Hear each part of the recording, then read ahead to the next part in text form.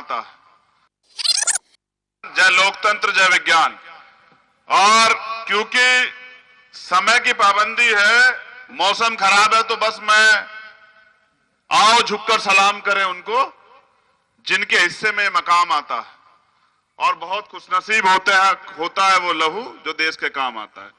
तो आज शहीदों को नमन करते हैं। सरदार भगत सिंह, राजगुरु जी, सुखदेव जी। लेकिन नमन से तो काम नहीं चलेगा। लिख रहा हूं मैं अंजाम, उसका कल आगाज आएगा और मेरे लहू का हर एक कतरा इनकलाब लाएगा। याद रखिएगा मेरी बात को। ये आजादी नहीं है, सांस लेना आजादी नहीं होता है। आजादी वो होती है जिसमें लोग अपनी बात कह सकें और अपनी हिस्सेदारी को ले सकें, अपने अधिकार उनके सुरक्षित हों। लेकिन भारत में आज हम किसानों की बात कर रहे हैं। जो किसान अपनी फसल के रेट नहीं तय कर सकता वो आजाद है? बिल्कुल आजाद नहीं है।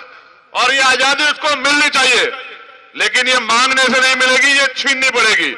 और इसको छीनने के लिए किसानों को, मजदूरों को एकजुट होना पड़ेगा और देश के उन तमाम लोगों को जो देश से प्यार करते हैं उनको भी एकजुट होना पड़ेगा।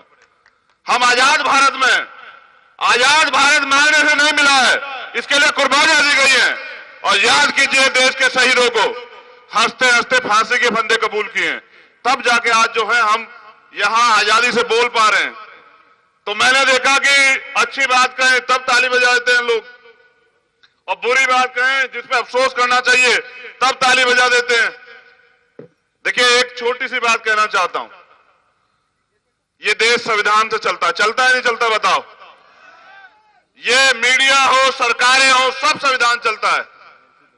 ना तो किसी मीडिया कर्मी ने संविधान पढ़ा, ना ही यहाँ के आम आदमी ने संविधान पढ़ा, ना ही यहाँ के नेताओं ने संविधान पढ़ा, ना ही यहाँ की सरकार संविधान पढ़ती है, ना ही यहाँ का एडमिनिस्ट्रेशन प्रशासन संविधान पढ़ता है। जिन्होंने संविधान पढ़ा ही नहीं, जिन्होंने किसानों की पीड़ा देखी नहीं, वो किसानों की पीड़ा क्या जाने। और जिन्होंने संविधान नहीं पढ़ा वो क्या जाने अपने अधिकार, और वो क्या जाने दूसरे की स्वतंत्रता। तो पता तो सबको है सरकार क्या कर रही है और करना क्या चाहती है। ये जो मीडिया के लोगों के साथ आप उलझ रहे थे, इनको भी पता है। अभी तो एक मीडिया कर्मी ने हमारे यहां मेरठ में ही जो है मुजफ्फरनगर में कहा फेंक दिया कि नहीं, मैं तो छोड़ रहा हूं। इनको भी पता है, लेकिन ये बेचारे आजाद नहीं है।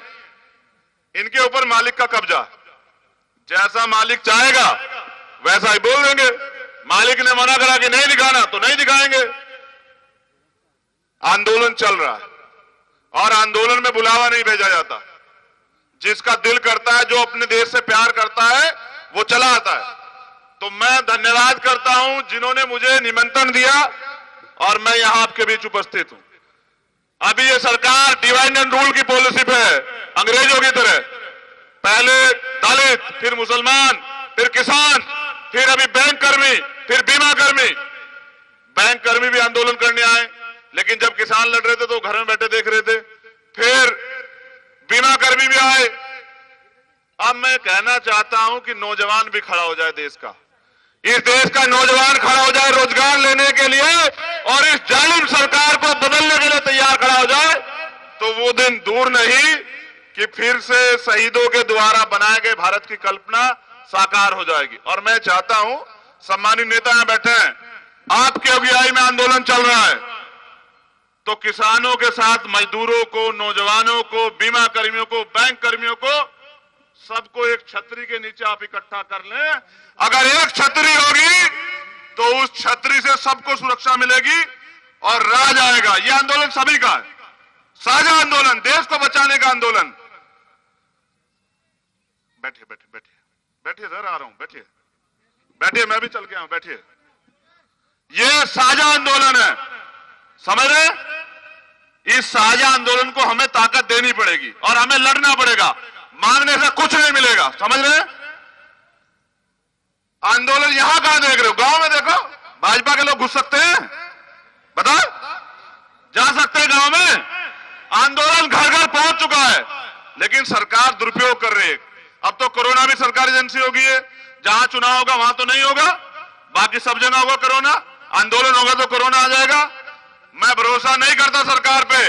बस मैं अपनी वाणी को विराम दूंगा और ये कहना चाहता हूं कि अभी मैं 3 बार United Nation Human Right Commission का किसान आंदोलन पे, सीएनपीआर एनआरसी पे 2 बार सरकार ने नहीं चलने दिया।